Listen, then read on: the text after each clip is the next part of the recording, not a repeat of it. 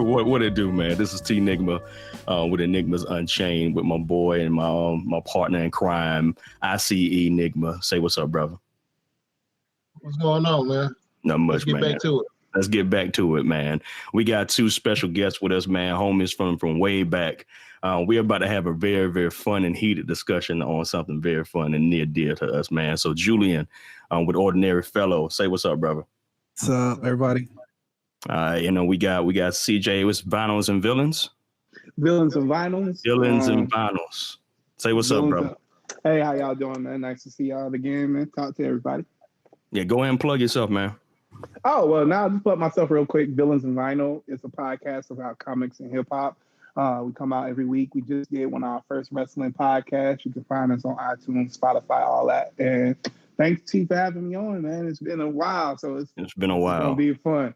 This is gonna be mad interesting right now. I mean, like on the real, I told my wife, I was like, yo, I don't even get to get this much energy out of me in conversation unless I'm talking to my boys. Everybody else just falls behind. So this is gonna be fun for real. So our topic for today is this is actually a part of our podcast we call the UnChained Universe, and pretty much what we're doing is that we'll be talking about anime, cartoons, or things of that nature. What you heard in our pilot was actually off the top rope.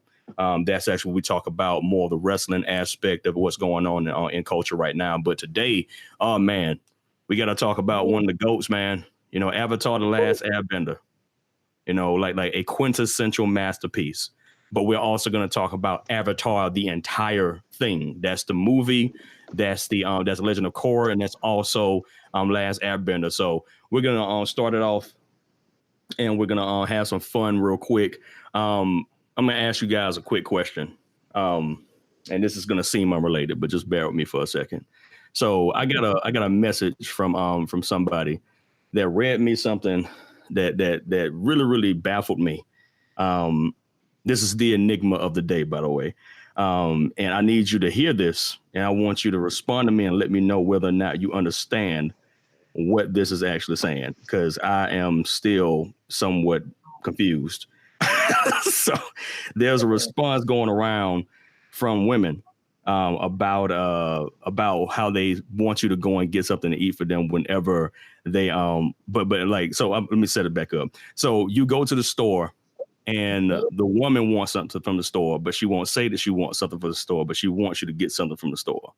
This is literally the response that was read. Okay. I want what you get unless you don't order something. I don't want then get what I normally get. Unless I'm not in the mood for what I normally get, then get what you think I want, but make sure it's not too adventurous or off base. You don't want us to cuss about this. Got it. Don't cuss. Yeah, please don't. So I'm the single one, so all y'all got this. Okay. So because there's only one word to start a response off to this. my vocabulary. Like, all right. Let me finish real quick. When I say I'm not hungry, I'm not except when I am. So bring me something back. But whatever you do, listen to me, except when I actually want you to read between the lines. Gentlemen. Better get in the car, come home. Oh, no, the answer is no. That's it. If you don't tell me what you want, you're not going to get nothing unless I feel like getting something. And what I'm going to do is I'm going to do the safest possible option. I'm going to get the last thing you ate. That's okay. That's like for it. Like we're not, huh? No. There's almost no way to address that without calling her out her name. You know, yes, like, that's very true. I mean, if I'm not gonna say it, like I'm gonna give the look, the look that still says that word. Like what? Now. Here's the kicker. Let me. I'm gonna let you go, Mitchell. But just I haven't even finished reading it yet. So that was the actual sub message. Here is the tweet. The tweet said something about a man bringing me back nothing when I said I didn't want nothing. Don't sit right with me. Well, then she's gonna have to be all right. I mean, I guess she could stand, but don't. I don't know what to say to that.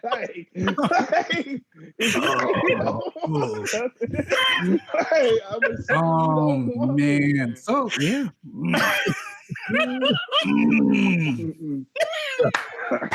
That's not right. It's not. So I mean, so I was sitting here, on whenever I go out and get something for Brandon, I always get her something.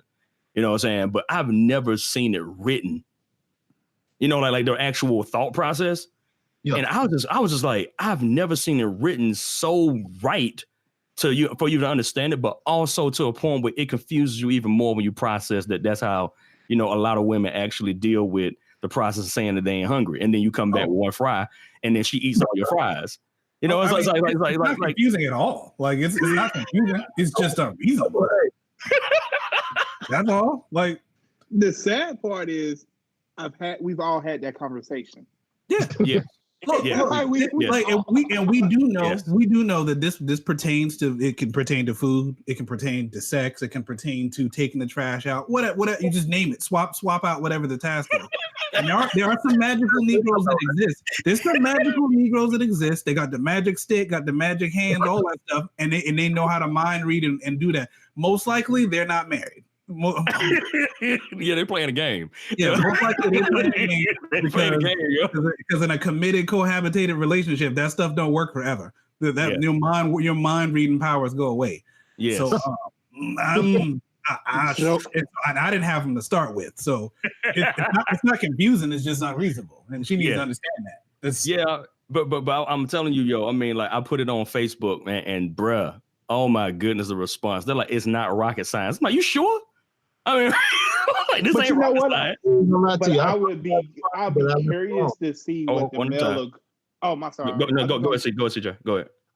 I would be curious to see what the male equivalent is for women. That's actually fair. Because I would be interested to see what that is. Because I'm wondering, like, what would it be on the real? I was like, what it is that most guys can say to a woman that they'll be like, yo, why in the world do dudes think like this? But, bro, I can't think of one. I'm a guy, so I can't think of one. But I'm pretty sure there is one where it's probably a male equivalent of that meme where they're like, bro, it's the same.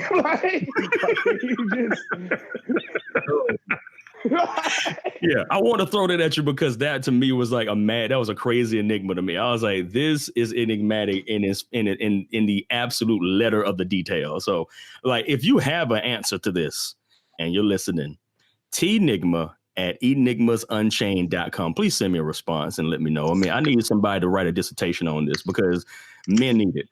So let's get back on topic. So Avatar: The Last Airbender, we're talking about Avatar Aang. We're going to start there, the GOAT. I know somebody on this line doesn't like Aang, and vehemently doesn't like Aang, right, Mitchell? Very much so. Yeah, I admit it.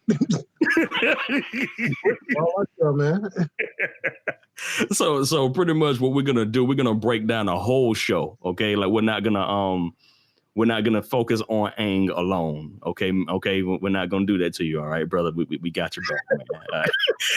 We're gonna focus on more than that. So we're gonna start here. What made it great? Now, anybody can go. Matter of fact, I'll go ahead, CJ. Yeah, do it. Oh no, I was just gonna say for me, I think the thing that made it great was that it was a cohesive story throughout all the seasons. Facts. Right, even though they had season-long arcs, it still went towards one kind of goal at the end of it. Yeah. And then I think the villains and the side characters made it great. To me, in my personal opinion, all those things made it great. That's fair. Julian, what about you, bro? I mean, I agree largely with CJ on that. I think the writing was spot on. I thought the animation style was really good. I felt yes, man. Like watching it, I believed it. Like I was emotionally pulled into it. The soundtrack was top notch. The arc, like the redemptive arcs in there were were super fabulous. It was just something that was really well written, especially given this, I guess, the time that it was written in, and then who also is being published through, because we're talking about cultural shifts that are beginning to occur as well. That with its sequel, that you see the cultural shifts more fully. Sequel to the Last Airbender. But so for like the time that it was written, the fact that it was sort of like a hero story, but a reluctant hero story. It's I liked everything about it. I actually liked all the characters. I don't have Aang hatred, but at the same time, out of the what 6 or 7 avatars from both shows that you actually get an opportunity to get some insight to. Yeah. I mean, he's one of the better of the bunches to me. I can actually agree with that. So I understand. So yeah, that's what's up. So yeah, that's mine. Cool. Mitchell, talk to us, man. Okay. I mean, I'm gonna get to where my dislikes eventually. Okay. But at the same time, like when it came out, it was something fresh for its time. Yeah. You know what I'm saying? And then and I'm gonna try to pick something that both Julian and CJ said. They're like they actually built the characters to where they needed to be. Yeah. You know what I'm saying? Like each season, they had you know what I'm saying, even as a whole, it had one main antagonist, but they had an obstacle for each of the seasons. So that's that I did love about it. Cool. Yeah. Now that's what we're talking about now. We ain't talking about the dislikes though, right? Yeah, we ain't got there yet. We're gonna get there. You know what I'm saying? We're gonna get that next. Okay. We'll get to next. So I agree with all three of you guys as far as storytelling, literally having payoffs, like the Chekhov's gun, theory, which is you don't put the gun on a wall unless you're going to use it, and I think that Avatar didn't leave any things or any stones unturned. Even the filler episodes, had closure. And that's something that, as an anime head, Naruto didn't have fillers that had closures to me. Like it was like, we're just going to do this adventure and we're going to waste 75 episodes to tell it to you, but not really have a full ending, and that's shade thrown at Naruto. But the story is still good. Don't like the ending. That'll be another podcast. But you know what I'm saying? Like dealing with the with the situation on what we actually got with Avatar from season 1 to season 3, showing him struggle. I love that. I love it when a hero actually struggles in a fight, and have to build up and actually gets a full blown pitfall like Aang did in season 2, and come out of that and become stronger, wiser, finding out new powers, finding out new things that he didn't even know he could do. I think that really pulled you in. And like CJ was saying, the side character show, that's probably one of the better shows when even if Aang wasn't in the episode, you still want to watch the episode. You're like, I want to see more Sokka because Sokka was interesting enough by himself. You didn't need to have Aang in the episode with Sokka to make Sokka interesting. I think that was like masterclass storytelling skills on them. And I agree with that. So now we're going to flip it on his head. What did you not like about Avatar: The Last Airbender? CJ, we'll start with you, bro. That it was so short, but that's why I loved it. If that makes sense. Like I feel like they could have explored. Like I usually don't have this critique for cartoons, but I feel like there was room for more filler. Yeah, I agree.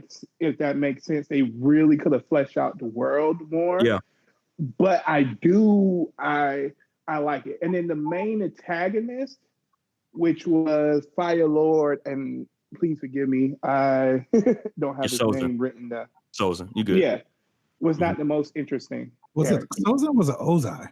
Was it Ozai? Ozai. Yeah, it's Ozai. You're right. It was Ozai. It's Ozai. So while his daughter and son are two of the more interesting characters in all of animation, him himself, he was not the most interesting person to me. Yeah. So that is something that I didn't like. But again, that's just a small critique because everything else I think made up for it because his daughter was such a G. Oh, facts. And that it made up for him kind of being because the ending was kind of anticlimactic, even though it was good. So that's the one thing I will say I didn't like about it. Okay. Ju, what you got, man? I flow a lot with what CJ had to say. I would say probably the contrast. I agree about like Ozai's character. He was really kind of a cardboard, mustache twirling type of, old school, laughing dog villain. Like a Rocky and Bullwinkle type villain, except he's fire. But I would say that I also agree with CJ about like the sister, how she was definitely a more complex villain, and she's a thug. She was a prodigy. The thing that I didn't like about hers, which it was like, so I felt like her failings as a villain was sort of her unraveling her unraveling at the end really left me unsatisfied with what was to become of her. So Ozai, he just wasn't that complex of a villain. He's greedy, period. He's a one-dimensional villain. So there's nothing getting there. And then the daughter with her blue fire, you know what I'm saying? Like she had a lot of potential to be more, but probably the most disappointing thing to me is that, she unraveled. And then at the end you have a totally unrepentant, Rocky and Bullwinkle type villain in jail. Don't really know what's going to happen to him or what sort of happened with his wife either. They kind of left that unspoken at the end of the series. So to interject real quick, they actually do explain that, but the problem is you have to buy more stuff. Continue. That's going to be a part of my critique. Go ahead, bro. Oh, cool. So yeah, you can't figure it out for free. It wasn't part of what was going to be on the television or on Kiss Anime or any of your normal free resources to try to figure out like what happened to his wife. There was a lot left unsaid on Nickelodeon when it aired. So he was really the most cartoonish character in the whole flipping thing. And then and his daughter Azula, she unraveled, and I wish that she hadn't. It was really bothersome to me. Yeah. Mitchell, what you got, bro? I'm gonna try to leave Aang alone a little bit. I don't know, man. I'm gonna try. No, Unchained. Go ahead. Well, go ahead. Why would you put restraints on yourself? Go ahead. No, by all means, I wouldn't restrain myself, but at the same time, I wanted to put more focus on everybody else than his behind. But if you insist, then okay. So first of all, and I understand, he was a monk. He practiced peace. And that's all a good thing. But at the same time, eventually, like you had to grow up, man. You like, come on, dog.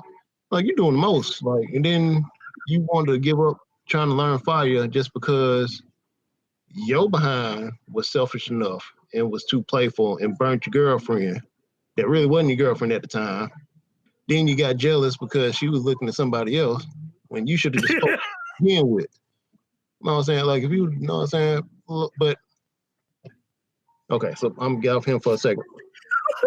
I'm gonna agree with Julian and CJ because like Ozai was kind of bland because like I say, like he was the overall antagonist, but everybody else, they had an issue. Either they resolved their issues or they got beat. And then they had to learn from their mistakes. All this cat wanted to do is just like he just wanted to sit on the throne forever. So he wanted to just wipe everybody out. So can I ask a question about that before we move on? Ahead. So Mitchell, you basically you just want your heroes to be grown people and not like children or children who are very mature. Am I understanding that? Because like Aang he's 12. So he's doing straight up 12 spaz stuff. So I'm not slandering. I'm just trying to you want your heroes to be mature. Yeah. Grow up, man. So Okay, yeah. Okay, so yeah, he's 12. The problem was he was 12. Understood. But I mean, he couldn't stay 12 forever. Like, come on, man. I mean, and then the sequel, he didn't stay 12 forever. The sequel saw he's kind of been 12 for what, like he's kind of been 12 for thousands of years though, right? For 100 years. For 100 years. But he was sleeping for 100 of that. He was he woke up, it was still June and July for him. It's still 12. Okay. I've yet to meet a 12-year-old that I like, including the guy in the mirror. Like, being a kid is hard, bro. I understand. I know. Trust me, I know. But hey, I was still cool when I was 12. There was still stuff I didn't know, but I had to grow up. So I don't. Hank should have been black. Ain't cutting this cat no slack. Look, man, he had to grow up in the store. What? But that's how I feel. That's how I feel.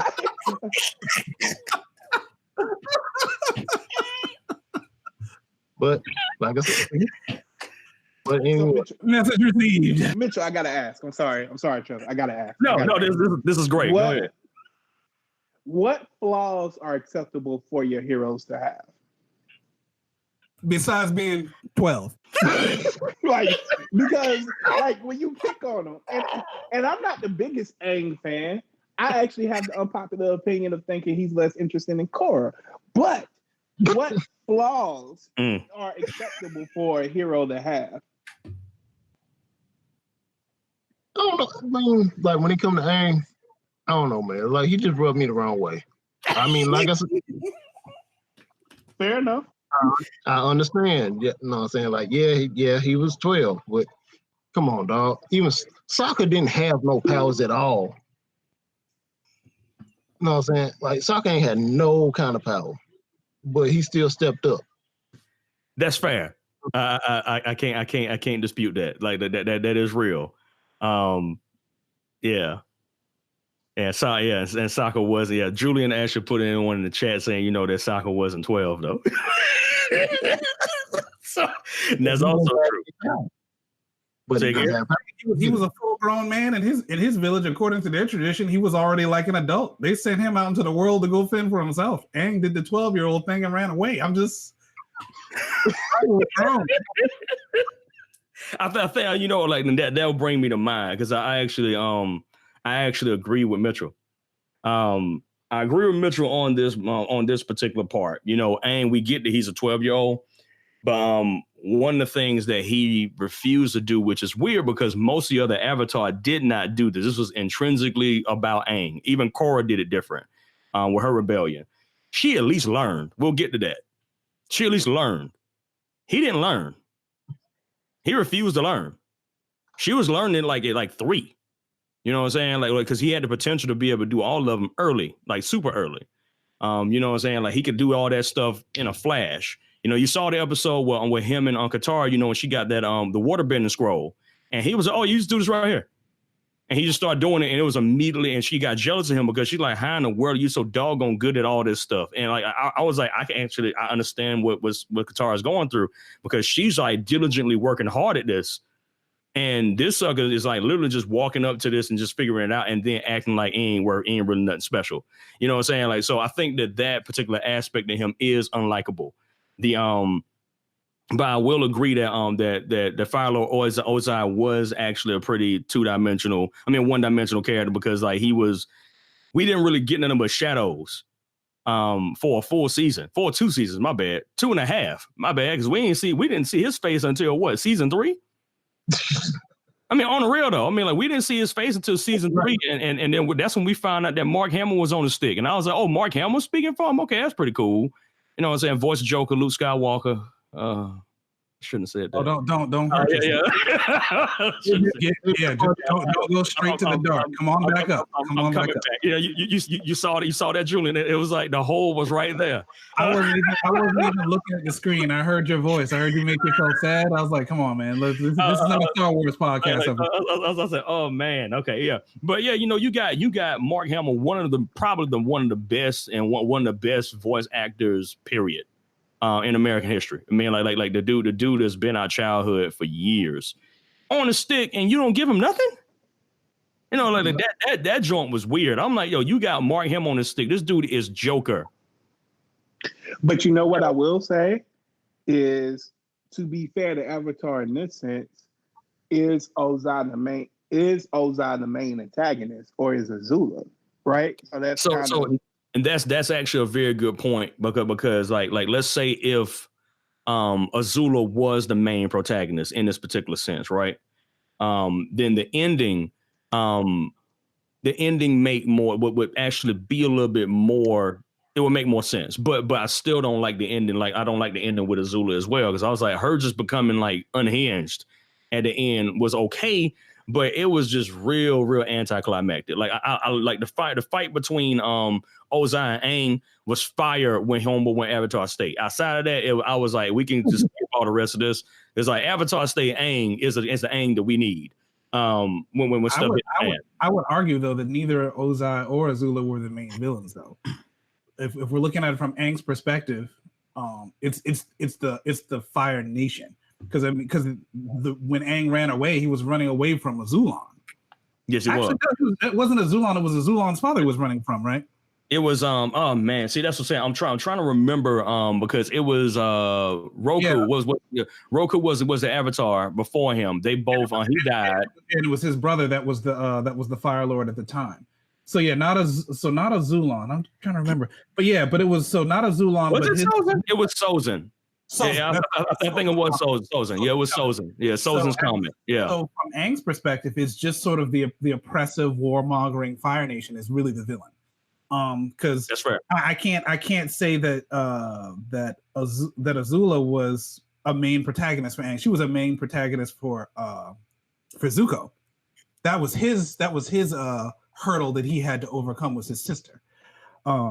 So I think that's probably one of the things that that's probably the reason why they didn't really fill out Ozai too much, because there was no need to fill out Ozai. The enemy really is the Fire Nation. If you go from Sozin to Azulon to Ozai, like they all represent this attitude of takeover, and it's the comet, and it's fire burning everything and taking away the supremacy of the other elements. That was really the problem.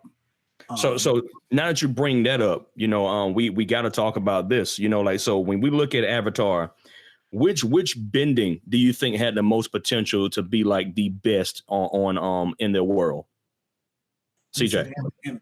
Yeah, like which bending, like air, water, fire, and wind.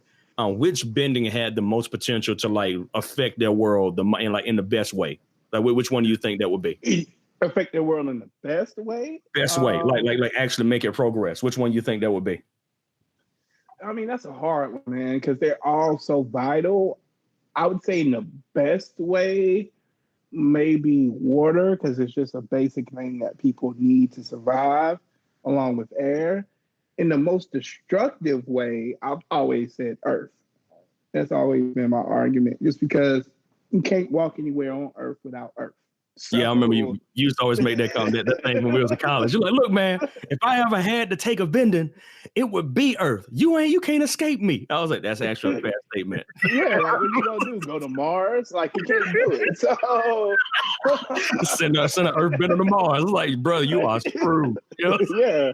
But I do think they're all beautiful, but I think air is probably one of the most, if I take that back, so I wouldn't say water. I think air is the most destructive, just because it's advanced level of bending where you can take the oxygen out of someone. Now, I know with water you can do blood bending, but with air, just because you can remove the oxygen for someone, I think that's, because it's also the most peaceful of the four, too, in my opinion. So that's why I think air, just because of the mentality of an airbender, is probably the most beneficial to Earth. Okay. But I could see any of the four. So, but that's my answer. It would be air. Okay. Drew, what you got, man? I mean, so if we're talking just within the last airbender timeline, not looking at the universe. Yeah, we're not looking at core yet. Yeah, we're not. Yeah, we're not going that far. Just in the last airbender for right now. I would say probably the most beneficial to that world within that storyline, it would have to be air, because it was the one that was lacking. There was only one person left. There was only one human being left that had the ability to bend air, at that time, and there weren't even too many more people moving into the sequel of that show. They're sort of an endangered species. So without them, the possibility of balance under an avatar system was already in danger. So I feel like doing as much as possible to sort of to establish balance, is the best thing for the possible world. If we're looking at it from that perspective. Okay, Mitchell. Let me see. I'm gonna do it like this. Most useful, the best. I'd say it's a tie between water and air. Okay. And then I'm gonna piggyback off of what Julian just said, like, because unfortunately, Aang was last air. So yeah, he was very vital to it's in the title, so you can't escape that. That's fair. And water was I think water was just as vital as well. And at the same time, the most destructive would, in my opinion, would also be water, because matter of fact, I take that back. They're both the most useful and both the most destructive. Because like what CJ said, but they never explored that. Now that you say that, they didn't. That's a good point. Like you can take, what I'm saying, like they never showed nobody doing airbending the way you took oxygen from somebody. But they did introduce blood bending. Yep. Now, hey, I give me some blood bending and some metal bending, and hey, I'm good to go. You know what I'm saying? So I'm gonna shout out. Go ahead. Yeah, go ahead. So I'm gonna shout out CJ on that one for his love of earth bending. Oh, but, man, Top was a G. Yeah. You know what I'm saying? To me, she was like Sokka was the MVPs, man. Oh yeah, man, hands down. Yeah, I mean that's like no shade on the rest of them, but on the real, like my top three were Zuko, Toph, and Sokka.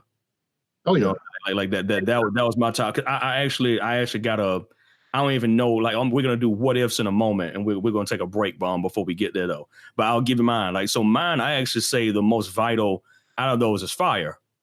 The reason why I say fire, and this is gonna seem strange, but just bear with me for a moment. So with fire, like most of the people in the other ones were pretty complacent people. Fire was not. You know what I'm saying? Fire was the one that had the potential to motivate and keep safe, but also to attack. The even though the other ones are very important, that's dope, but you got to move, and they weren't moving without the Fire Nation. That was like before, that was pre-conquest and after conquest. Like them suckers, they were like, look, man, you gonna move or be moved. You know what I'm saying? Like that type of attitude in that particular world, I think actually helped it progress a little bit further. The means, you know what I'm saying, not as good as far as like what it should have done, but with Zuko and Arrow was dreaming of to make the Fire Nation. I think it was probably one of the better dreams. Especially like when they explored the first airbenders. I mean the first firebenders, and that being an eternal flame that did not burn out. And the dragons being the ones who actually taught them how to bend, and what that meant to the world, that the dragons were still around, and how like the world mourned that there were no more dragons. You know what I'm saying? Like how it actually changed the world. So stuff like that. I was like, I always loved the even though fire was very, very destructive, it actually is the least destructive of the four. In a true sense, you know what I'm saying? Water can flip the whole world upside down. Air, we just seen that in the Cacalax with tornadoes, yo. Them suckers, man, you ain't no. You know what I'm saying? Earthquakes, like CJ used to say, man, you can't go anywhere. You can't go anywhere. It's like, what are you gonna do if you're standing on the same ground as me? You're screwed. I got your behind. You know what I'm saying? But fire has to be aimed. It's a perfect weapon. You know what I'm saying? It's a perfect weapon. And I like that. And that's why I like it, because it actually has the most constraints, but it also can do maximum damage. But it has to be aimed at something. The other three, you ain't got to aim them nowhere. And you done. You know what I'm saying? Like you are screwed either way, messing with either one of those. And fire, even weaponization, you pretty much have a few ways to weaponize it, but not to the degree that earth, wind, and water can be weaponized, as we saw in Korra. So we're gonna take a quick break and we're gonna come back and we're gonna talk about what ifs in Avatar.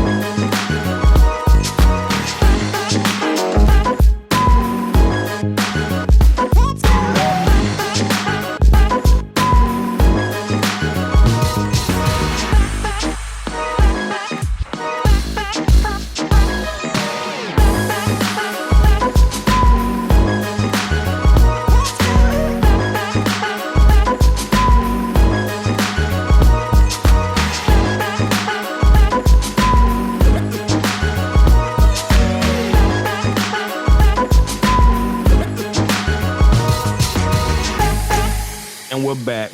Thank you for sticking through the break. Now we're going to jump into Avatar what ifs. And this is like just situations looking at the story that we already had and kind of flipping it on his head, just see if like there are certain things that could be changed and what it would have done to the universe. So I got one that may seem real small, but when you think about it, it would have been a dope story from beginning to end because of the way that they met. What if Katara and Zuko ended up being a couple? Oh man! Then But you died out. You said the Airbenders would have died out. Yeah. But when do they meet to be a couple? For story's sake, season 2, mid-season 2, before when Zuko had actually flipped to the good side, or at least we thought when he had flipped to the good side. And he like pretty much exposed himself to be like a better person after he had them crazy dreams stuff. He woke up and made ROT. Remember that joint? Yeah. Yeah. So let's say that they end up making men's like right after Jet dies in the Earth Kingdom. All right.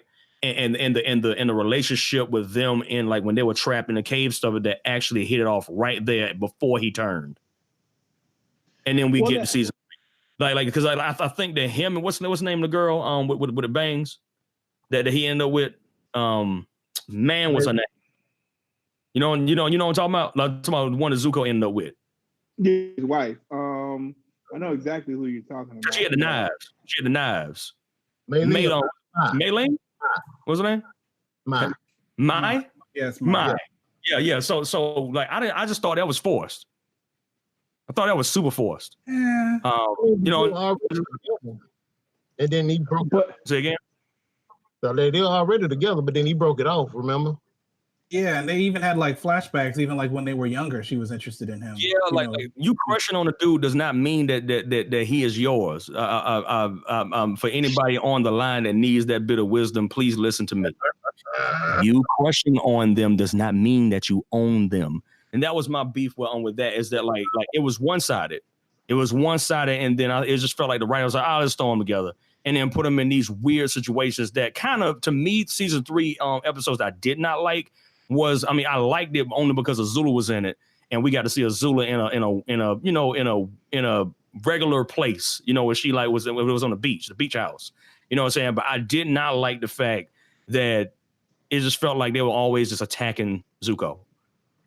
Because he's making Mai mad. So I'm like, man, forget this ever. You know what I'm saying? Like what about you and Katara? I think that, for me, that would have been a fire. That would have been a fire setup, because one, that's fire and water. They're already completely contrasted against each other. You know what I'm saying? Like I was like, that would have been pretty interesting, because they had to fight multiple times, and she waxed that dude on multiple occasions. You know what I'm saying? So I'm just throwing that as a what if. You know what I'm saying? I'm just wanting to hear what you guys had to say about that. So, yeah. But I think a lot of the series plays out still the same, because I think the thing about Zuko that makes him so interesting is that you could see that he was good from the beginning. Yeah. Right? His whole motive wasn't evil. If you look at it from Zuko's perspective, his whole motive was just regaining his honor. Yeah. Like that's it. That's all he wanted. Like he was not necessarily out here to do anything crazy. He was just like, my father kicked me out. they don't think I'm worth anything. I gotta catch you, man. Like you ain't got nothing to do with whatever, bro. Whatever. But I just gotta catch this.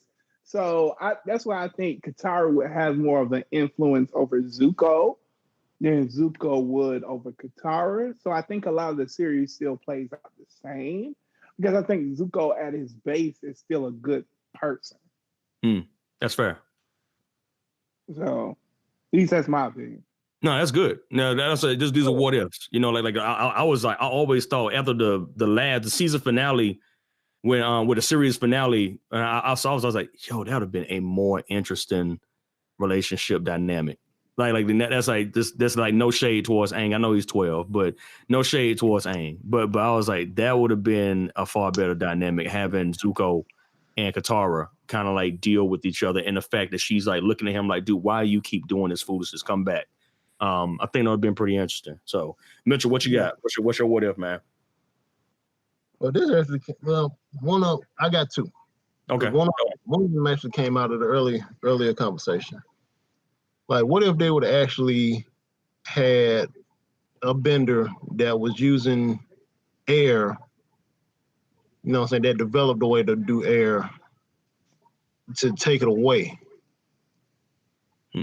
Now, maybe I guess that might have been for like the Book of Korra or whatever, but still, I thought, like that kind of set my mind for a second. Like to actually remove airbending, period. No. Not to remove air, but like to remove oxygen. Oh, you talking about like there actually would have been a bending, pretty much a forbidden bending, like blood bending was. Yeah. They would outlaw airbending for real. Then I mean, Fridays would like burn everything. You know what I'm saying? Like that. And then like my second one would probably be, what if they had actually televised what really happened with Zuko and Azula's mom? Yeah, like I think they would have added some depth. Matter of fact, do you guys know what happened with Zuko mom? Zuko and Azula's mom? Do y'all know yet? No, I don't. I mean, I think I've read it before, but I didn't follow the comics like that, so no. So she was exiled. She's still alive. You know what I'm saying? Okay, I think I heard that. So she's actually just exiled. So Ozai had her kill Azulan. Oh. Yeah. That's why she had to leave. So he was like, I'm taking this throne, right? Yeah. That's where the beef happened, is that Azulan died, and it was real questionable. And I don't know if you remember that flashback episode when they looked at it from the perspective of a kid Zuko, and a kid Azula, and Azula knew. You know what I'm saying? That's what she always poked at. She always poked at Zuko about it. But they never really said that they never really played with it that she was actually, they played with it like, oh, she's dead, but there was never really a mention around her being dead. She's gone. That was the Ozai's like, your mother's gone. You know what I'm saying? From the throne. And that's mostly because like she was the one who offed the emperor. So she had to go on exile. She had to put her own exile just so that way her husband could take the throne. That's it. I think that if they'd have played that, Ozai would have had some more dimensions to like how cruel and how crazy he was. Iroh had just lost his son in war. I mean, you got that whole situation, man. Like Iroh just lost his son, going against the Earth Kingdom. You know what I'm saying? Around that same time, Ozai is like, murder my daddy so I can get on the throne. You know what I'm saying? That was a situation around that, but pretty much it ended up being Zuko going to find his mother at the end, and that's what the last comic book was. It was called After the 100-Year War. But yeah, it was pretty good. But once again, they should have added that into the doggone show. Yeah, Aang and Katara just kissing in the sun going off. I was kind of pissed about that, but I'm not gonna But to be fair, for it to be Nickelodeon, they gave it way more shine than I thought they would. So I'm gonna be because you got to think about Nickelodeon at that time, right? Bruh. Like, name a show that was coming on Nickelodeon at that time.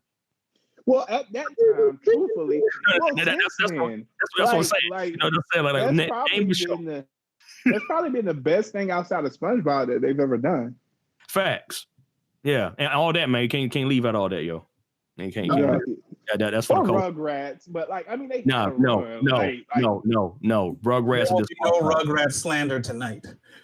What did you say? What did you say? You seem like a there won't be no Rugrats slander tonight. Or Doug. There won't be no. There won't be Doug. Why? Doug. Don't come prepared. Rugrats. It was crack babies, dude. I was saying, like, look, yo.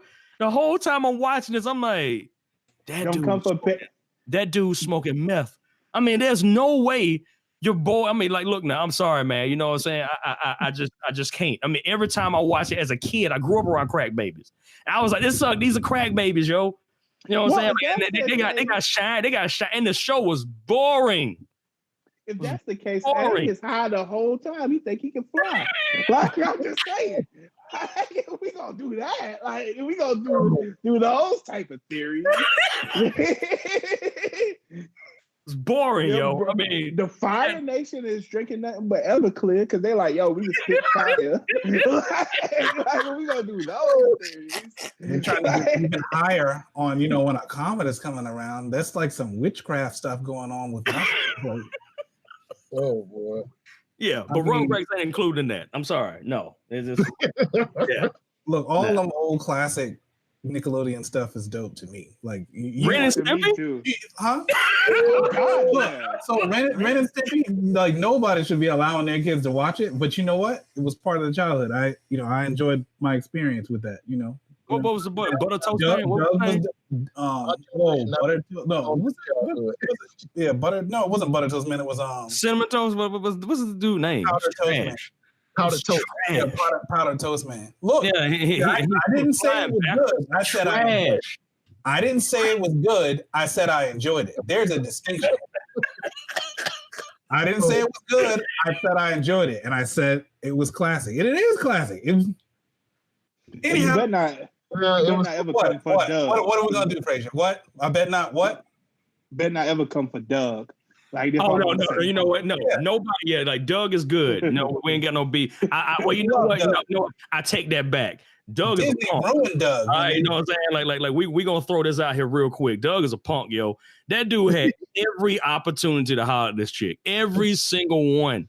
But I still think Patty was running game on that dude. That's my thoughts, okay?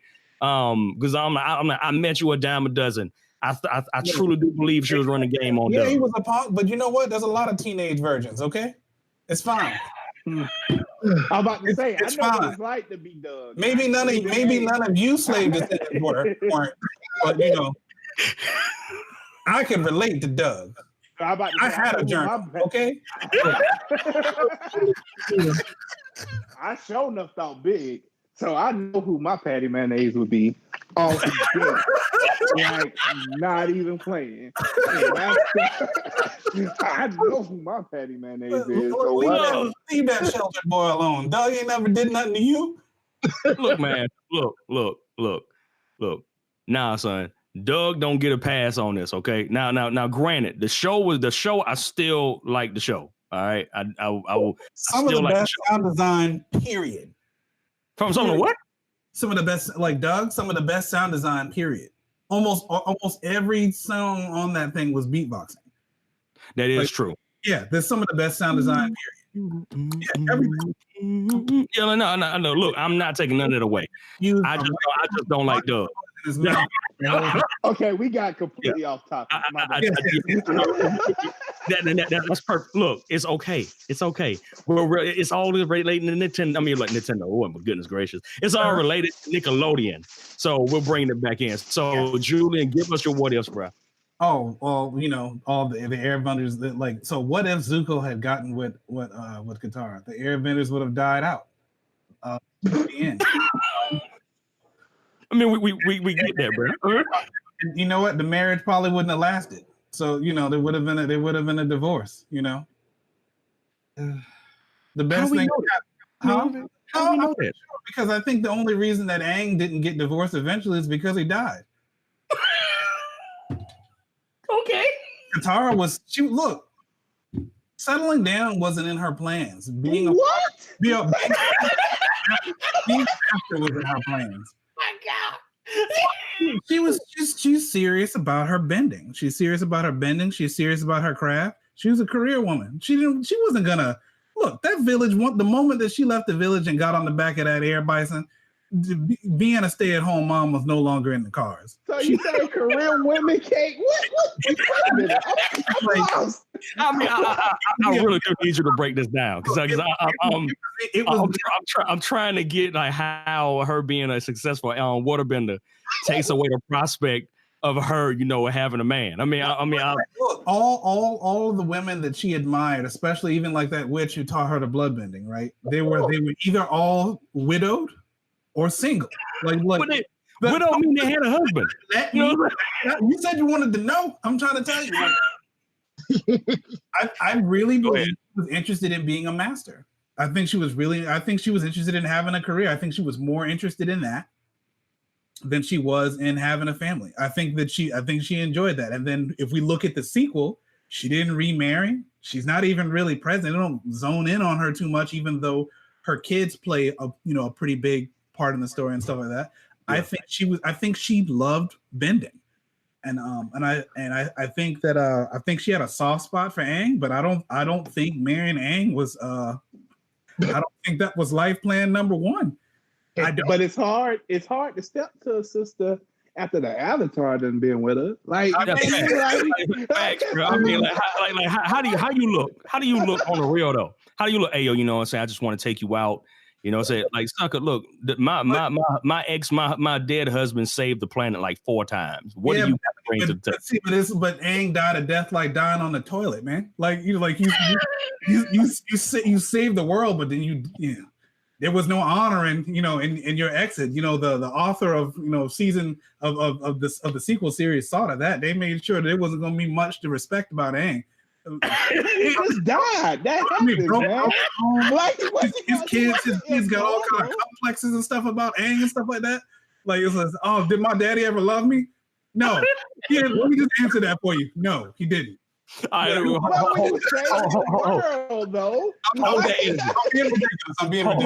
to that energy because we go on that topic next. Let's get this last what if done, then we're gonna talk about Korra. CJ. My what if is kind of hard because he's he's probably my top 3, like you have your top 3 in the series. But what if Iroh was Fire Lord? Oh my goodness. You talking about Fire Lord like before he lost his son? I'll go with that. Let's go with before. I think that's the more interesting one. Goodness. Because I think you have a more compelling antagonist. True. Because I think Iroh is more interesting no matter where he's at in his journey than Ozai. So for me, even him as completely to use Julian's term, the mustache twirling villain is still more interesting than Iroh than Ozai, because I just think Iroh as a character, the way they wrote him, is my top 3 characters in Avatar: The Last Airbender, period. That's fair. Man, like Iroh being a villain, thinking about just bringing his whole personality to the table and just adding a villain spin to that is terrifying. You know what I'm saying? Like the uncle, father that you thought you always needed. And he loved tea. He loved all these things. And like imagine him being the old man that walks with the cloak. You know what I'm saying? Like they can mingle with the people, but nobody's seen the Emperor's face. That would have been fire. That would have been fire, bro. That's a good what if. Goodness gracious, man. You done messed me up, man. I gotta process that. Go ahead. Go ahead. Yeah, go ahead. We ain't even brought up the Order of the Flying Lotus. That is true. What if them suckers are evil? What if them suckers are actually evil? You know what I'm saying? Like that. That is, man. Look, I don't even think we'd have been ready for a story like that. I mean, it's not in college. Yeah. Like the finals. Who needs spiders? Give me more Avatar. You know what I'm saying? Like that was, oh my goodness. Those are good scenarios. Thank you guys for listening to Enigmas Unchained. If you like what you heard, please follow us on Apple and Google Podcasts by looking up Enigmas Unchained. Also, you can follow us on Twitter and Instagram at Enigmas Unchained, as well as on Facebook by searching our name. Thank you guys for having us, and we look forward to seeing you again. Solve those enigmas. Don't leave them unsolved.